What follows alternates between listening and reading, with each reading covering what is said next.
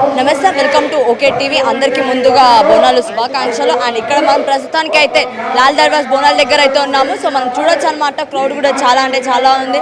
ఆ అమ్మవారి ఆశీస్సుల కోసం అయితే ఇక్కడ అందరు రావడం జరిగింది. అది కూడా బోనాలు అమ్మవారికి సమర్పిస్తున్నారు. బోనాలు అంటే భోజనం అని అర్థము. ఆ భోజనం గురించి అనమాట. ఇక మనం చూసుకోవచ్చు అనమాట, అందరూ బోనాలు ఎత్తడం కానీ ఎక్కడ మనం చూసుకోవచ్చు. ఇప్పుడే బట్టి విక్రమార్క గారు ఎవరైతే డిప్యూటీ సీఎం ఉన్నారో ఆయన కూడా ఇక్కడికి రావడం జరిగింది.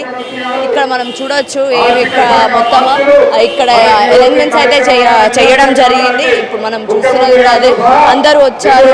ఇక్కడ ఎవరెవరు ఉన్నారో వాళ్ళు, పొన్నం ప్రభాకర్ గారు కూడా ఇక్కడికి వచ్చి ఆ తల్లి యొక్క ఆశీస్సులు తీసుకోవడం జరిగింది. సో ఇక్కడ మనం చూడొచ్చు ఏం జరుగుతుంది ఏంటి అనేది. ఇక్కడ శివశక్తులు అయితే ఉన్నారు మనతో పాటే, శివశక్తులు కూడా. సో వారితో మాట్లాడారు. సో చెప్పండి, అసలు ఎప్పటి నుంచి మీరు అమ్మవారిని ఇలా ఊరేగిస్తారు, ఇలా మొత్తం చేసి? మాకు 8వ 9వ ఏట నుంచి అమ్మవారు రావడం జరిగిందమ్మా. నేను 23 సంవత్సరాలు, గత ఇప్పుడు 7-8 సంవత్సరాలుగా మేము అమ్మవారి సేవలోనే ఉన్నాం. అమ్మవారి సేవలోనే ఉన్నారు. సో అమ్మవారి దగ్గరికి మీరు వచ్చి అమ్మవారిని నేరుగా దర్శించుకుంటున్నారు కదా, ఎలా అనిపిస్తుంది?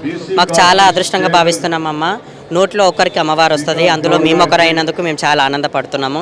అలాగే తెలంగాణ యావత్ ప్రజలందరికీ కూటంగా మీ ఛానల్ తరఫున ఆషాఢ మాస శుభాకాంక్షలు. అందరూ ఆయుర ఆరోగ్యాలతోటి, సుఖ సంతోషాలతోటి, పాడి పంట, గొడ్డు గోదా, పిల్ల జల్లలతోటి అందరూ ఆరోగ్యాలతో ఉండాలని కోరుకుంటున్నాను.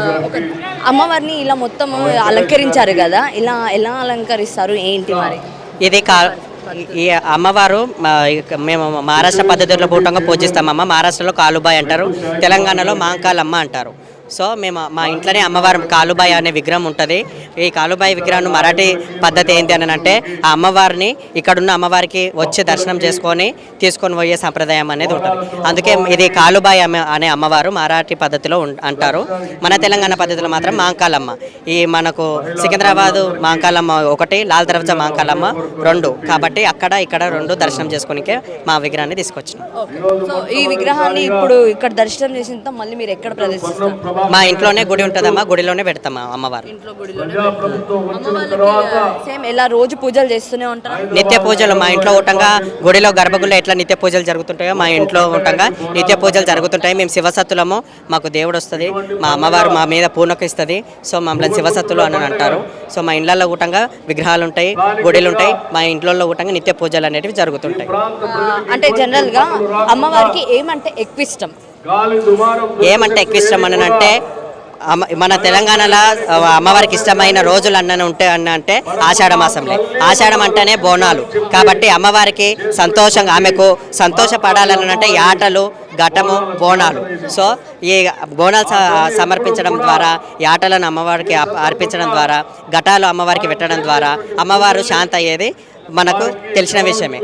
అందుకనని కాబట్టి అందరు గుట్టంగా, ప్రతి ఒక్కరు గుట్టంగా మన తెలంగాణ సంప్రదాయం పొడగొట్టకుండా, ప్రతి ఒక్కరు గుట్టంగా మన సంప్రదాయాన్ని దేశవ్యాప్తంగా కీర్తి చెందాలంటే మనం బోనాలు ఇంకింత పెంపొందించుకొని అమ్మవారికి అందజేయాలని నా కోరిక.